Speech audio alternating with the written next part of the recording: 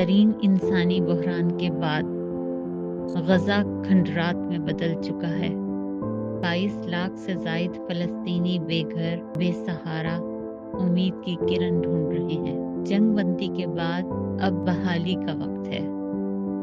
अल खिदमत रीबिल्ड गजा मुहिम इन मासूम जिंदगियों को दोबारा बसाने में मसरूफ है, लेकिन ये सफर आपके बगैर मुमकिन नहीं।